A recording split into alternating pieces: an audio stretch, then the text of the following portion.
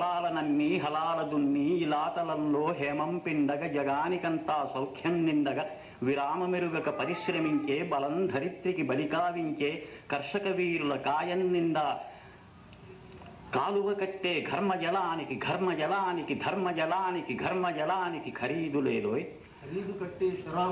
నరాల బిగువు కరాల సత్తువ వరాల వర్షం కురిపించాలని ప్రపంచ భాగ్యం వర్ధిల్లాలని గనిలో వనిలో కార్ఖానాలో పరిప్లవిస్తూ ధనిక స్వామికి దాస్యం చేస్తూ యంత్రభూతముల కోరలుతోమే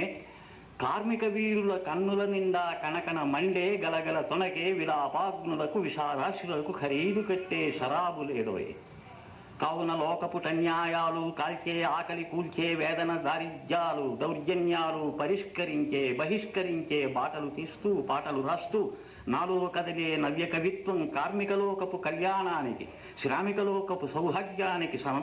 సమర్పణంగా సమర్చనంగా త్రిలోకాలలో త్రికాలాలలో శ్రమైక జీవన సౌందర్యానికి సమానమైనది లేనే లేదని కష్టజీవులకు కర్మవీరులకు నిత్యమంగళం నిర్దేశిస్తూ స్వస్తివాక్యములు సంధానిస్తూ స్వర్ణవాద్యములు సంరావిస్తూ యథార్థ జీవిత యథార్థ దృశ్యం పునాదిగా ఇక జనించబోయే భావి వేదముల జీవనాదములు జగత్తుకంతా చవులిస్తానోయ్. కమరి కొలిమి కుమరి చక్రం జాలరి పగ్గం సాలెల మగ్గం శరీర కష్టం స్ఫురింపజేసే గొడ్డలి రంపం కొడవలి నాగలి సహస్ర వృత్తుల సమస్త చిహ్నలు నా వినిపించే నవీన గీతికి నా విరచించే నవీన రీతికి భావం భాగ్యం ప్రాణం ప్రణవం అని ప్రతిజ్ఞలో గేయం రాశాను.